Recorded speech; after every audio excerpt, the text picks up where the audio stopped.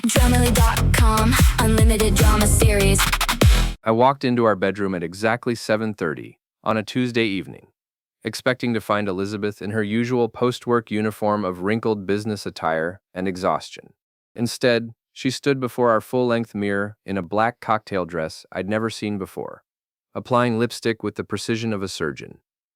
"Going somewhere special?" I asked, loosening my tie after another 12-hour day running my contracting business. She didn't even glance at me. "Girls' night with Monica. You wouldn't understand. It's about being an independent woman, not tied down to some boring routine." Something in her tone made my spine straighten. 20 years of marriage teaches you to recognize the subtle shifts, the barely perceptible changes that signal trouble ahead. I pulled out my phone and casually started recording. "An independent woman, huh? That's interesting, considering you've been married to this boring routine for 2 decades. Elizabeth finally turned, her eyes flashing with an emotion I couldn't quite place. Anger? Guilt? Maybe both. "You know what, David? Maybe I need to feel alive again. Maybe I need to remember what it's like to be desired by someone who actually appreciates me. Someone younger, more exciting. Maybe 2 young guys who know how to treat a woman right." The words hung in the air like smoke from a house fire. I kept my face neutral, my phone steady, watching her apply another coat of lipstick while my world shifted beneath my feet. "Well," I said, my voice remarkably calm. "Have fun with that. Yuri Arg." I stopped recording and immediately sent the audio file to 2 contacts: Patricia, Elizabeth's mother, and Monica, her supposed best friend. The message was simple. "Explain this." My phone started buzzing within 30 seconds. Elizabeth grabbed her purse, a designer bag I definitely hadn't bought for her, and headed for the door. "Don't wait up." After she left, I sat on our bed and listened to the recording 3 more times. Each replay made her words sound worse, more calculated, more deliberately cruel. The phrase "2 young guys" echoed in my head like a broken record. My phone rang. Patricia's name flashed on the screen. "David, what is this? What did you send me?" "Your daughter's exact words, recorded about 10 minutes ago as she dressed for her girls' night." Silence stretched between us. Patricia had always treated me like Elizabeth's consolation prize, the blue-collar husband who wasn't quite good enough for her precious daughter. But even she couldn't spin this. There must be some explanation. There is. She's having an affair, possibly with multiple people, based on what she just told me. Another call came through. "Monica. I have to go, Patricia. But you might want to have a conversation with your daughter about appropriate behavior for married women." I switched to Monica's call. "David, I just heard the most ridiculous." "Monica, cut the act. You've been her best friend since college. You're telling me you didn't know." The pause lasted too long. Elizabeth has been going through a difficult time lately. The stress at work, the pressure. So you did know." "It's not what you think. She's just been talking to this guy, Jared. He's a real estate agent. They met at a networking event, and—" "Stop talking, Monica. Every word you say makes you more complicit." I hung up and walked to my home office.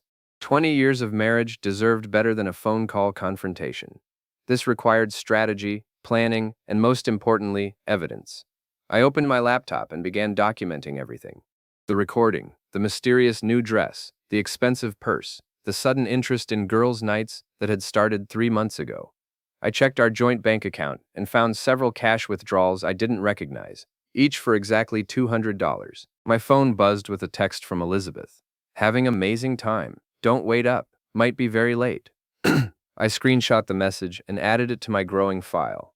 The house felt different without her. Quieter, but also somehow cleaner, like the air itself was less contaminated.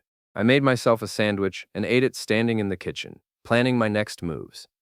First, I needed more evidence. Second, I needed to understand exactly what I was dealing with. Third, I needed to decide whether I wanted to save this marriage or destroy it completely. By the time I went to bed at midnight, Elizabeth still wasn't home. I set my phone to record any sounds of her return, then lay in the darkness, staring at the ceiling and listening to the house settle around me. At 2:15 a.m., I heard her key in the lock. Footsteps on the stairs, deliberately quiet, the bathroom door closing, shower running. She slipped into bed 40 minutes later, smelling like soap and someone else's cologne. I pretended to sleep and started planning her downfall. Wednesday morning brought the kind of gray October weather that matched my mood perfectly. Elizabeth left for work without speaking to me, grabbing a protein bar and her coffee in a travel mug I'd never seen before. Another small detail to add to my growing list. I had 3 job sites to visit, but my mind wasn't on crown molding or cabinet installations. Instead, I found myself parked outside Elizabeth's law firm at lunchtime, watching the entrance like some discount private investigator. At 12:30, she emerged with a man I didn't recognize. Tall, probably late 20s, wearing a suit that cost more than most people's monthly rent. They walked close together, her hand briefly touching his arm as they talked. I followed at a distance, feeling simultaneously ridiculous and vindicated. They went to Romano's, an upscale Italian place downtown that Elizabeth had never suggested for our date nights. Through the window, I watched them share an appetizer and laugh at each other's jokes. My phone camera captured several photos before they noticed me. Not professional quality, but clear enough to show intimacy that went well beyond professional networking. I drove to Ray's gym, a converted warehouse where I'd been boxing for the past 5 years. Ray Kowalski owned the place, an ex-professional fighter who'd become my closest friend after Elizabeth systematically alienated most of our couple friends. "You look like someone stole your lunch money," Ray said, wrapping my hands for the heavy bag. "Someone stole something, all right." I told him about the recording, the lunch, the growing pile of evidence. Ray listened without interruption, occasionally nodding. When I finished, he handed me the gloves. "So what's the plan? Divorce lawyer?" "Maybe, but first, I want to understand exactly what I'm dealing with. How long has this been going on? How many people know? How stupid do they think I am?"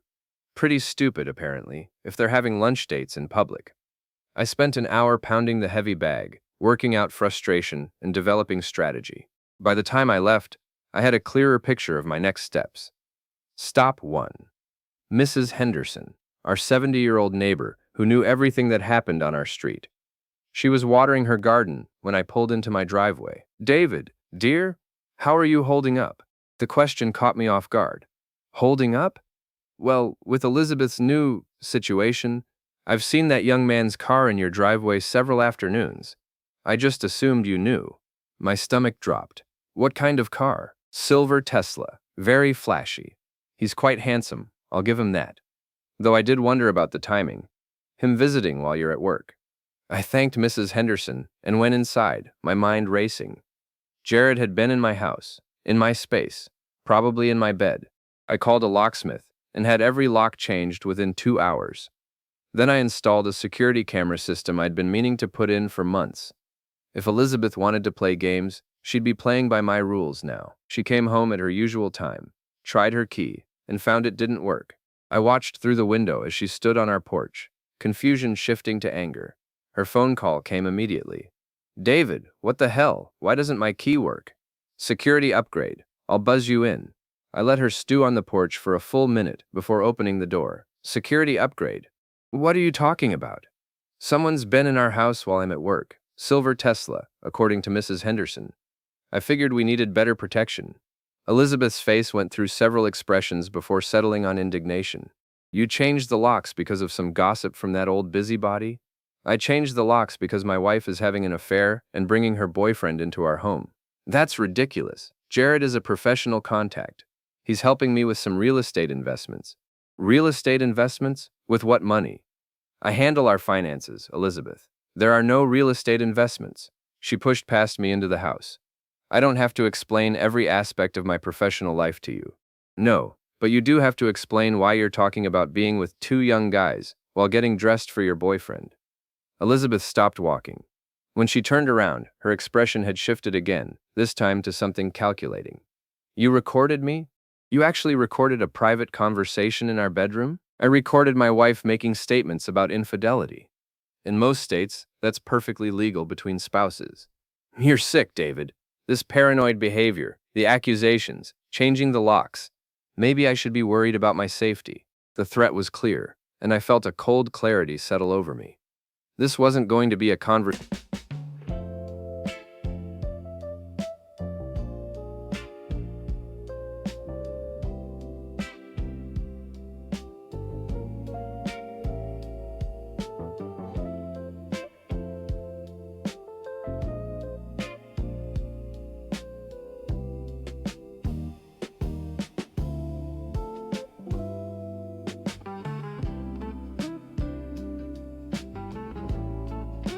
conversation about saving our marriage. This was going to be war. Your safety. The only thing you should be worried about is your reputation when everyone hears exactly what you said. Elizabeth's phone buzzed. She glanced at it, and I caught a glimpse of a name. Jared. I'm going to Monica's tonight to think about whether this marriage is worth saving. Nirsessen Foldemreithen. She packed a bag and left within the hour. I watched her drive away, then settled in to review the security camera footage from the past 2 hours. The cameras had captured everything, including her phone call to someone, not Monica, arranging to stay over tonight because David is being impossible. I saved the footage and added it to my file. Tomorrow I'd start phase 2 of my investigation. Tonight I'd enjoy the peace and quiet of a house without lies. Thursday brought rain and a phone call from my biggest client, Henderson Construction. Elizabeth had contacted them with concerns about my mental state and suggested they might want to reevaluate our professional relationship.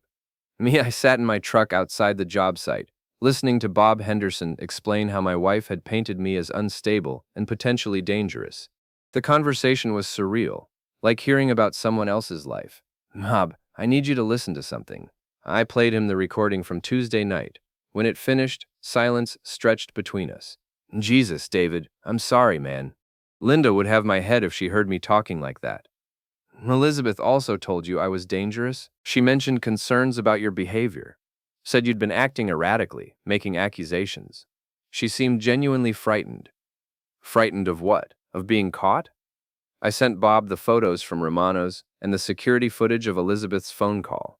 Within an hour, Henderson Construction had not only renewed our contract, but increased it, with Bob muttering about lying wives and good men getting screwed over.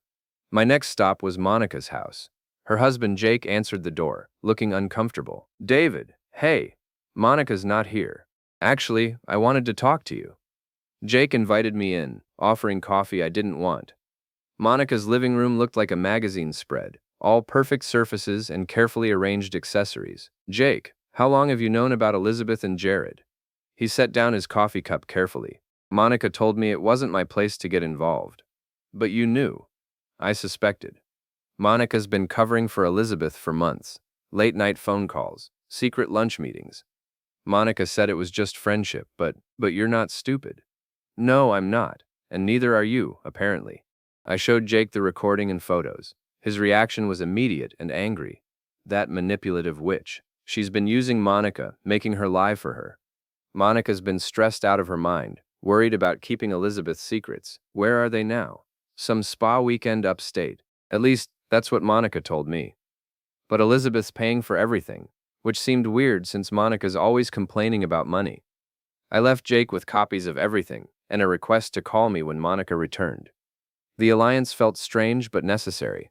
Elizabeth had been playing games with multiple people's lives. My phone rang as I drove home. Elizabeth's number. David, we need to talk. I'm listening. This has gone far enough. Your behavior is becoming concerning. Calling my clients, harassing my friends, installing cameras. I think you need professional help. Professional help? That's rich, coming from someone who's been conducting an affair in our marital bed. I haven't been conducting anything.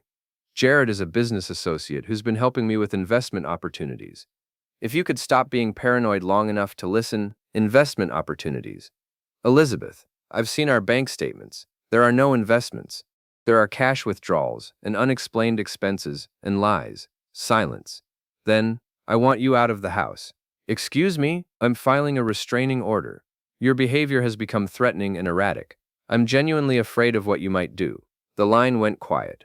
I pulled over and sat in my truck, rain drumming on the roof, processing what had just happened. She was escalating. The victim narrative, the accusations of mental instability, the restraining order threat. Classic manipulation tactics, probably coached by someone who'd done this before. I called my lawyer, Janet Morrison, a tough woman who'd handled my business contracts for years. David, I was expecting your call. Elizabeth contacted me this morning, asking about restraining orders and emergency custody arrangements. Emergency custody? We don't have minor children. She mentioned concerns about your mental state affecting your relationship with Sophie. Sophie, our 14-year-old daughter, currently staying with Elizabeth's parents while figuring out the college application process. Elizabeth was planning to use our daughter as a weapon. Janet, I need to see you today, and I need you to prepare for war. I spent 2 hours in Janet's office, laying out evidence and planning strategy. By the time I left, we had restraining orders prepared against both Elizabeth and Jared, documentation of adultery, and a clear plan for protecting my assets. But first, I had one more stop to make. Jared's real estate office occupied the ground floor of a converted Victorian downtown. Through the window, I could see him at his desk, talking on the phone and gesturing animatedly. I walked in like a potential client. Jared Morrison, I'm David Chen. I think you know my wife, Elizabeth. His face went through several expressions before settling on fake confusion. Elizabeth, I'm not sure. Tuesday lunch at Romano's. Multiple visits to my house while I'm at work. The Tesla Mrs. Henderson has been admiring. Jared stood up slowly. He was taller than me but softer, probably spent more time at the spa than the gym. Look, Mr. Chen, I think there's been some misunderstanding. I placed my phone on his desk and played the recording. Elizabeth's voice filled the small office. Maybe two young guys who know how to treat a woman right. When it finished, Jared sat back down. She told me you were separated, that you'd been abusive, and she was planning to leave. Did she? And you believed her? 2,000. I didn't get any jewelry. I was ending With a it. diamond goodbye gift? Watch more on Grammarly.com. She showed me bruises on her arms, said you'd been drinking, getting violent. I rolled up my sleeves, showing arms marked with cuts and calluses from 20 years of construction work, but no signs of violence. Jared, here's what's going to happen. You're going to stop seeing my wife. You're going to stop visiting my house. You're going to disappear from our lives completely. And if I don't? I smiled, probably not pleasantly. Then everyone in this town gets to hear Elizabeth's recording. Your clients, your boss, your family, everyone gets to know exactly what kind of man destroys other people's marriages. I left him sitting at his desk, staring at my phone number on his business card. The rain had stopped by the time I got home. I made dinner for one and ate it while reviewing security footage from the past week. Elizabeth had been busy, but not as clever as she thought. Tomorrow, I'd find out just how far she was willing to push this game. Friday morning brought a sheriff's deputy to my door with a temporary restraining order. Elizabeth had moved faster than expected, claiming I'd threatened her and Jared, installed surveillance equipment to stalk her, and exhibited increasingly erratic and dangerous behavior. The deputy, a young guy who looked uncomfortable with the whole situation, handed me the papers and explained the terms. I couldn't contact Elizabeth directly, couldn't go within 500 feet of her workplace, couldn't enter Monica's house where she was staying. Sir, I have to ask, are you planning to comply with this order? Absolutely, officer. My wife wants space. She'll get more space than she bargained for. After he left, I called Janet Morrison. They beat us to the courthouse, she said. But Elizabeth made some interesting claims in her filing. She says you've been drinking heavily, that you've made threats against her boyfriend, and that you've been following her. No lies. She provided specific dates and times for these alleged incidents. We can disprove most of them with your work schedule and the security footage. What about Sophie? Elizabeth's requesting emergency custody, claiming you're an unfit parent due to mental instability and substance abuse. I sat down heavily. Using our daughter as a weapon was a line I hadn't expected Elizabeth to cross. Janet, I want to file countercharges. Adultery, fraud, false accusations, everything. Already prepared. But David, you need to be very careful now. Any contact with Elizabeth, any behavior that could be construed as threatening, and you'll end up in jail.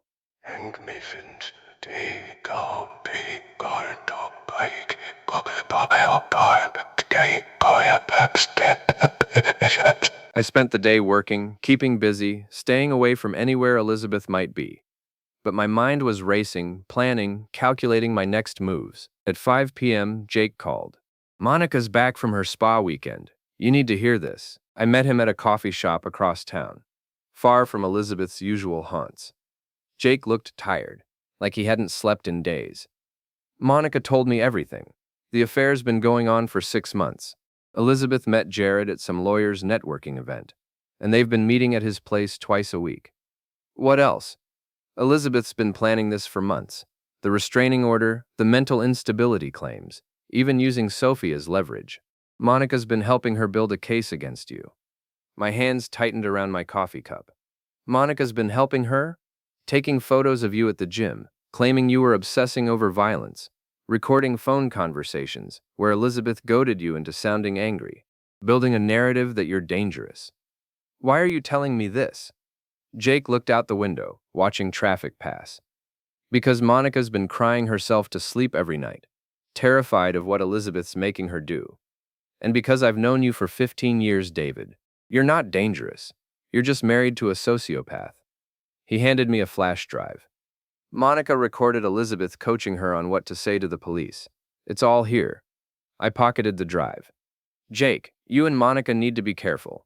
Elizabeth's not going to be happy when she finds out you've switched sides. We're already looking at apartments. Monica wants out of this mess. I drove home with a new understanding of what I was facing. This wasn't just an affair. This was a calculated campaign to destroy my life, steal my assets, and turn my daughter against me. Elizabeth had declared war. Time to show her what a real war looked like. I spent the evening reviewing Monica's recordings. Elizabeth's voice, cold and calculating, discussing how to manage the narrative and establish a pattern of threatening behavior. In one recording, she laughed about my reaction to her two young guys' comment. He actually recorded it. Can you believe that? Like some paranoid psycho. Perfect for our case. By Saturday morning, I had a plan.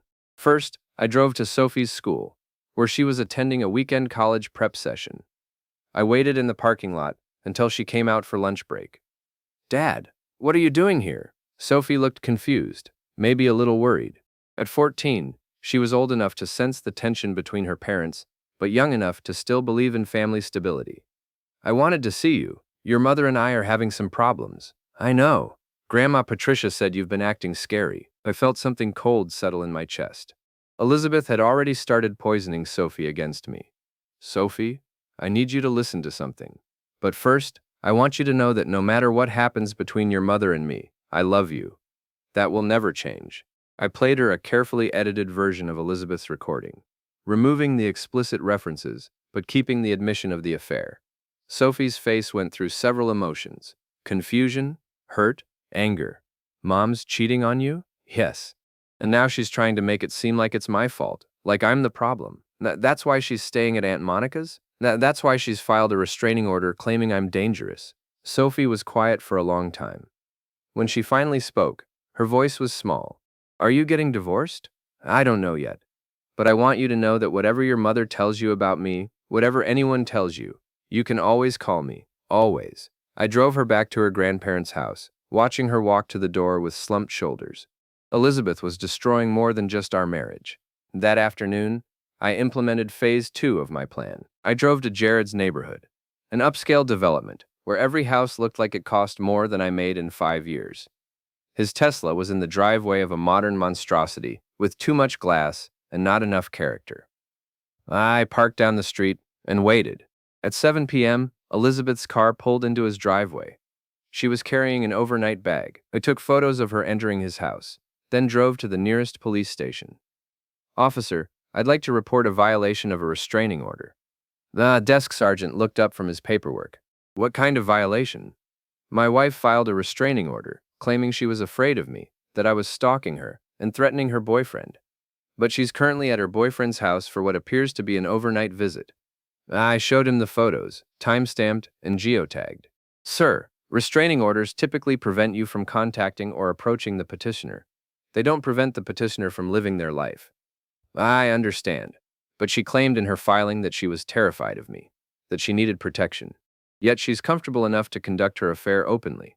I think that speaks to the validity of her claims. The sergeant took copies of the photos and my contact information. We'll look into it. I drove home feeling like I'd won a small victory. Elizabeth wanted to play legal games. She'd discovered that two could play. Sunday morning brought a phone call from Patricia. David, we need to talk. I'm listening. Sophie played me a recording yesterday. Something about Elizabeth and another man. I waited. Is it true? Is Elizabeth having an affair? Yes, Patricia. For 6 months, according to her best friend. Silence stretched between us. Patricia had never liked me, had always treated me like Elizabeth's temporary mistake. But adultery was adultery, even to a social climber like my mother-in-law. What are you going to do? I'm going to protect myself, my assets, and my daughter. In that order. Sophie's very upset. Sophie should be upset. Her mother is destroying our family for a real estate agent she's known for 6 months. Another pause. David, I owe you an apology. I always thought Elizabeth could do better. I was wrong. After 20 years, Patricia's validation felt hollow. But I'd take allies wherever I could find them. Patricia, I need you to document everything Elizabeth tells you about this situation. Dates, times, exact quotes. This is going to get uglier before it's over. Monday morning, I returned to work with a new sense of purpose. Elizabeth had escalated this conflict beyond marriage problems into legal warfare. Time to show her what a real fight looked like. Monday brought unexpected allies and devastating revelations. Janet Morrison called at 8 a.m. with news that changed everything. David, we need to meet immediately. I've been digging into Jared's background, and you're not going to believe what I found. I met her at her office an hour later. Janet had papers spread across her conference table like a general planning a military campaign. Jared Morrison isn't just some random real estate agent Elizabeth met at a networking event. He's Patricia's nephew. I stared at her. What? Patricia's sister's son. Elizabeth's cousin by marriage. They've known each other since childhood. The implications hit me like a truck. This whole thing was planned. It gets worse. Jared's been in financial trouble for months. His real estate license is under review for ethics violations, and he owes significant money to several creditors. Elizabeth's been paying his bills. Janet showed me bank records, credit card statements, financial documents that painted a picture of calculated fraud. She's been embezzling from your joint accounts to fund his lifestyle. The cash withdrawals, the mysterious expenses, it all went to Jared. How much? Approximately $30,000 over the past 6 months. I sat back in my chair, processing this information. Elizabeth hadn't just been having an affair. She'd been systematically looting our marriage to support her boyfriend. There's more. Jared's previous girlfriend filed a restraining order against him last year. Harassment, stalking, financial manipulation. The same pattern he's following with Elizabeth. So he's a professional manipulator, and Elizabeth walked right into his trap. But David, this gives us enormous leverage. Financial fraud, conspiracy, false accusations. We can destroy both of them. I left Janet's office with a new understanding of the situation. Elizabeth wasn't just unfaithful, she was a criminal. And Jared wasn't just a homewrecker, he was a predator. My first stop was Patricia's house. I needed to know how much she knew about her nephew's involvement. Patricia answered the door looking older than her 62 years. The past week had aged her. David, I was hoping you'd come by. We need to discuss this situation. She led me to her living room, the same space where I'd endured 20 years of subtle insults and condescension. Patricia, how long have you known about Jared and Elizabeth? She looked genuinely confused. Jared, my sister's boy. What does he have to do with this? I showed her the photos from Romano's, the bank records, the evidence of their relationship. Patricia's reaction was immediate and visceral. Her face went white, then red, then white again. That little snake, I should have known. He's been asking about Elizabeth for years, asking about your finances, your business. You never mentioned him to Elizabeth? Of course I did. He's family. But I never imagined, David, Jared has been trouble since he was a teenager, lying, stealing, manipulating people. His mother's been bailing him out of problems for years. Patricia picked up her phone. I'm calling his mother right now. I listened to one side of a heated conversation in which Patricia demanded to know what her sister knew about Jared's relationship with Elizabeth. When she hung up, her face was grim. Helen knew. She's been worried sick about what Jared was planning. Apparently, he's been bragging about landing a rich lawyer who would solve all his financial problems. So Elizabeth's the mark. Elizabeth's the mark, and you're the obstacle to be removed. I drove home with a new appreciation for the complexity of the trap Elizabeth had walked into, but my sympathy was limited. She'd made choices, and those choices had consequences. My phone rang as I pulled into my driveway. Monica's number. David, you need to know something. Elizabeth's planning something big for tonight. What kind of something? She's been talking to some lawyer about having you arrested. She wants to claim you violated the restraining order, that you've been threatening her. I haven't been anywhere near her. I know, but she's planning to stage something. Make it look like you contacted her. Maybe even make it look like you showed up at Jared's house. I felt ice water in my veins. Monica, are you sure? She's been coaching Jared on what to tell the police. They're going to claim you've been stalking them, making threatening phone calls, maybe even that you tried to break into his house. Why are you telling me this? Because Jake and I are getting divorced, and Elizabeth's been trying to turn me against my own husband. She's poison, David. Pure poison. I thanked Monica and immediately called Janet Morrison. Janet, they're planning to frame me, tonight. Where are you now? Home. Stay there. Don't leave. Don't answer the door except for police, and make sure your security cameras are recording everything. I'm coming over. Janet arrived within an hour, bringing a paralegal and enough recording equipment to document everything that happened. David, if they're planning to frame you, we're going to be ready.